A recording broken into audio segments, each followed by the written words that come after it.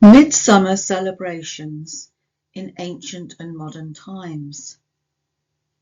Most societies in the Northern Hemisphere, ancient and modern, have celebrated a festival on or close to midsummer, the date being the summer solstice, time of Jack in the Green or the Green Man. Midsummer was also called Albin Hurin or Albin Hefin, light of the shore in Welsh, Celtic or Druidic origins. Whitsuntide is the Christian feast of Pentecost, which often coincided with or was celebrated alongside midsummer traditions. Vestalia, from ancient Rome, is the festival of the goddess Vesta. The feast of Epona is ancient Gaulish. Fil Sheachthan is Gaelic name for St. John's Day. I've probably not got that word right. Sonnenwende, German for sun stand still, would be Germanic or Northern European. Thingtide refers to ancient Germanic legal and social gatherings held during midsummer. Gathering Day and All Couples Day refer to midsummer customs involving the harvesting of herbs and traditional weddings or handfastings. Jonistag is German for John's Day, and St. John's Day being Christian. After converting Europe to Christianity, the Pope declared the feast day of St. John the Baptist to be June the 24th, and this is one of the oldest feasts in church records. So midsummer called from various parts of the world. Litha is Anglo-Saxon from the United Kingdom. Midsummer is Swedish and broadly from Scandinavian regions. Johannes Mittamaru or Mittamari, Keskifia is from Finland. I've probably not pronounced any of those right. Jani from Latvia, also known as Ligo. Jonines from Lithuania, also known as Rasos or St. Jonas Festival. Janipava from Estonia. Ivan Kapula Day, which is Russian and Ukrainian, which is connected to the pagan fertility rite of Ivan Kupala Night. Eni Ovoden, Bulgarian. Hui Gon I Haf from Wales. I apologise, I know I haven't said that right. If somebody else wants to throw in the actual pronunciation, I would be most gratified. Sankthans or St. Hans Day from Denmark and Norway. Adonia, ancient Greek festival associated with the death of Adonis, is from Greece and Cyprus. St. John's Day, St. Jonas Festival from Lithuania and Poland, and generally Christian Europe, Catholic, Lutheran and Anglican traditions. The cultural significance marks the ancient middle of summer, astronomical beginning of summer, and the nativity of St. John the Baptist. Celebration festivals include bonfires, feasting, singing, sometimes maypole dancing in some Germanic or Slavic countries, observances, services of worship, reenactments of the life of St. John the Baptist, processions, baptisms, church weddings and pagan handfastings. The date would be June the 22nd, or between the 20th and the 22nd, being the summer solstice, or the 24th being the birth of St. John the Baptist, or a date close to the summer solstice between the 19th and 25th of June. So how people view solstice celebrations. People view other religions in various ways and thus treat the celebrations of other faiths differently. Some people, religious diversity is a positive factor. Others reject the importance of all celebrations other than the holy days recognized by their own religion. Some view other religions as being inspired, controlled, or even led by Satan.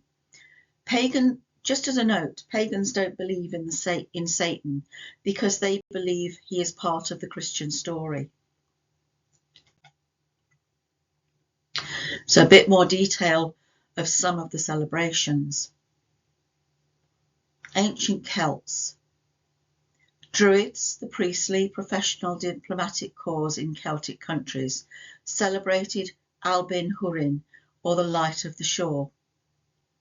It was midway between the spring equinox, Albin Ilia, light of the earth, and the autumn equinox, Albin Alfed, light of the water. This midsummer festival celebrates the apex of light, sometimes symbolized in the crowning of the Oak King, god of the waxing year. At his crowning, the Oak King falls to his darker aspect, the Holly King, god of the waning year. The days following Albin Hurin form the waning part of the year because the days become shorter, but between June and the end of August can be much hotter. In ancient China, their summer solstice celebrations celebrated the earth, the feminine and the yin forces, so celebrating femininity in China. It complemented the winter solstice, which celebrates the heavens, masculinity, and the yang forces. Ancient Gaul, the midsummer celebration was called the Feast of Epona, named after a mare goddess who personified fertility, sovereignty, and agriculture. She was portrayed as a woman riding a mare. She's also known as Rhiannon in Wales. Ancient Germanic, Slavic, and Celtic tribes in Europe. Ancient pagans celebrated midsummer with bonfires. It was the night of fire festivals and of love magic, of love oracles and divination. It had to do with lovers and predictions, when pairs of lovers would jump through the luck-bringing flames. It was believed that the crops would grow as high as the couples were able to jump. Through the fire's power, maidens would find out about their future husbands, and spirits and demons were banished.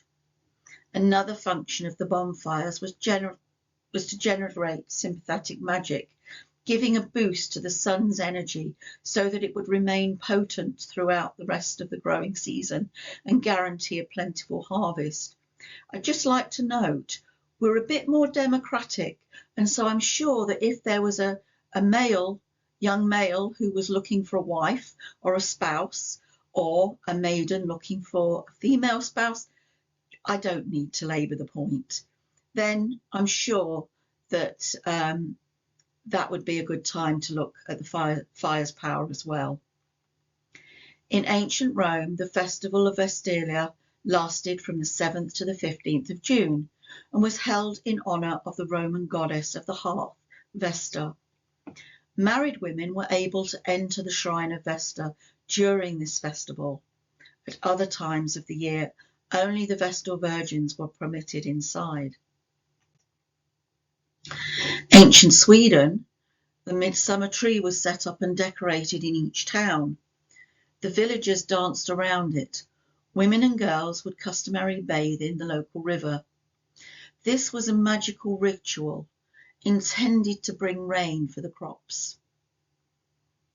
In Christian countries, after the conversion of Europe to Christianity, the feast of St. John the Baptist was set as June the 24th. It is one of the oldest feasts, if not the oldest, introduced into both the Greek and Latin liturgies on honour of a saint. Curiously, the feast is held on the alleged date of his birth. Other Christian saints' days are observed on the anniversary of their death. The Catholic Encyclopedia explains that St. John was filled with the Holy Ghost even from his mother's womb. Thus his birth should be signalled as a day of triumph. His feast day is offset a few days after the summer solstice, just as Christmas is fixed a few days after the winter solstice. Just as John was the forerunner to Jesus, Midsummer forecasts the eventual arrival of the winter solstice, which is circa December the 21st. In Native America, the Naztec tribe in the southern US worshipped the sun and believed that their ruler was descended from him. Every summer, they held a first fruit ceremony. Nobody was allowed to harvest the corn until after the feast. Males in the Hopi tribe dressed up as Kachinas, the dancing spirits of rain and fertility, who were messengers between humanity and the gods. At midsummer, the Kachinas were believed to leave the villages to spend the next 6 months in the mountains, where they were believed to visit the dead underground and hold ceremonies on their behalf. In Northern America, some Native American tribes held ritual dances to honour the sun. The Sioux were known to hold one of the most spectacular rituals. Preparations for the event included cutting and raising a tree that would be considered a visible connection between the heavens and earth, and setting up teepees in a circle to represent the cosmos. Participants abstained from food and drink during the dance itself. Their bodies were decorated in the symbolic colours of red for the sunset, blue for the sky, yellow for lightning, white for light, and black for night.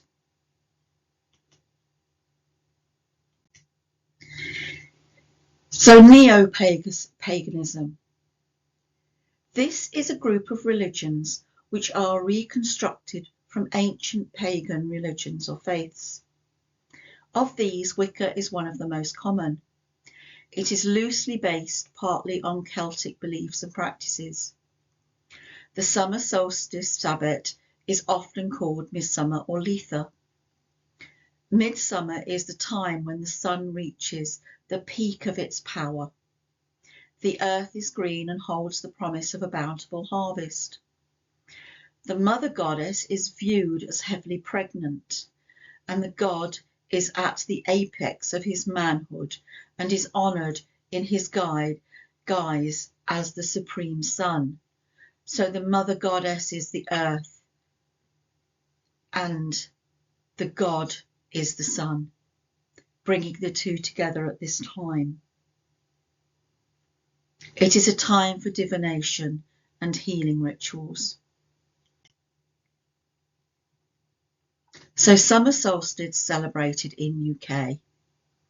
In England, at Stonehenge and Avebury, thousands gather before the sunrise to welcome the sun.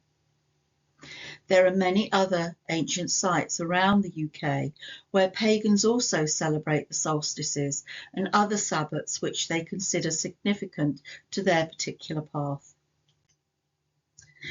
In modern day celebrations, New Age and neo-pagan customs, there are many solstice observances held by New Age and neo-pagan groups throughout the world.